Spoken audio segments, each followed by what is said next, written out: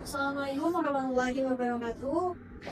Sebelumnya saya mengucapkan terima kasih kepada Bapak Presiden MSI selaku dosen mengampu mata kuliah Teori Penelitian. Perkenalkan saya Desyananta dengan NIM 203510010. Pada kesempatan kali ini saya akan mempresentasikan hasil proposal saya yang berjudul Identifikasi Perubahan Vegetasi menjadi Kawasan Pembangunan di Ibu Kota Nusantara berbasis penginderaan jauh. Mungkin langsung saja yaitu masuk pada latar belakang.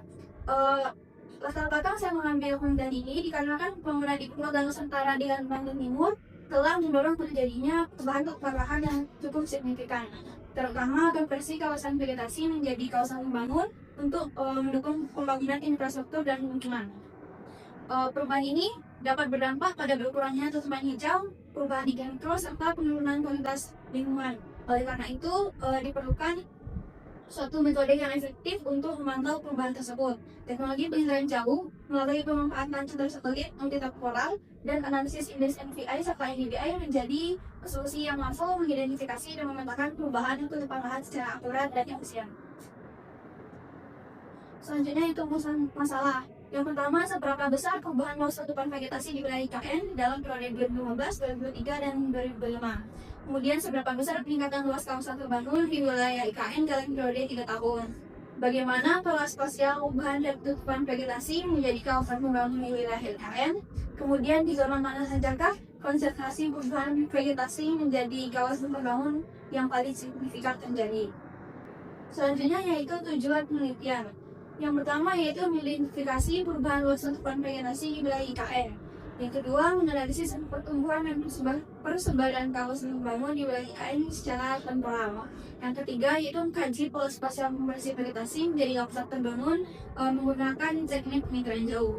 Dan yang terakhir yaitu menghasilkan peta perubahan tutupan lahan berbasis citra satelit multitemporal yang dapat digunakan sebagai referensi perencanaan wilayah.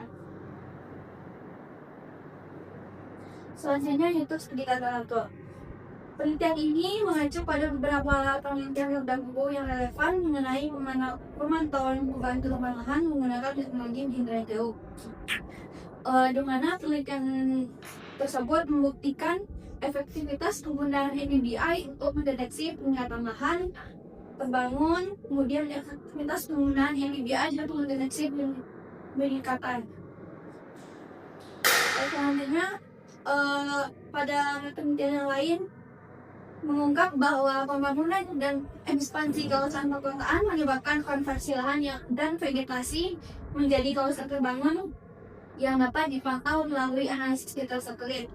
Berdasarkan hasil penelitian tersebut, penelitian ini mengintegrasikan metode NVI dan NDVI, klasifikasi tutupan lahan, dan analisis perubahan berbasis citra satelit multitemporal untuk mengidentifikasi perubahan vegetasi menjadi kawasan terbangun di wilayah Ibu Kota Nusantara.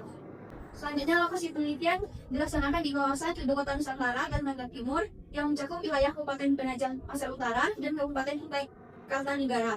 Kawasan ini dipilih karena merupakan pusat pembangunan Ibu Kota baru Indonesia yang mengalami perubahan tutupan lahan secara signifikan. Perubahan tersebut menjadi relevan untuk dikaji dinamika perubahan tutupan lahan menggunakan teknologi penginderaan jauh. Selanjutnya itu ada bahan yang pertimbangan. Yang pertama ada laptop, kemudian software, pengolahan, dan untuk bahannya berupa data citra satelit serta peta delineasi wilayah IKN. Selanjutnya yaitu metodologi. Dimulai dari yang pertama yaitu identifikasi masalah. Selanjutnya yaitu pengumpulan data. Seperti yang sudah saya sebutkan sebelumnya yaitu data citra satelit 3 tahun, kemudian data wilayah IKN. Yang selanjutnya yaitu pemrosesan citra dengan menyiapkan data melalui koreksi radiometrik, kemudian koreksi geometrik dan cropping agar citra siap untuk dianalisis. Selanjutnya yaitu perhitungan indeks NVI dan NDVI. Menghitung NVI untuk mengidentifikasi kondisi vegetasi dan NDVI untuk mendeteksi kawasan terbangun pada masing-masing tahap pengamatan. Setelah itu dilakukan uji akurasi. Uji akurasi digunakan untuk memastikan hasil klasifikasi memiliki tingkat keandalan yang baik. Dilakukan uji akurasi menggunakan metode confusion metrik dengan titik sambal yang dipilih secara acak. Hasil klasifikasi dinyatakan layak apabila memiliki nilai overall akurasi minimal 85% dan nilai kapal minimal 0,80.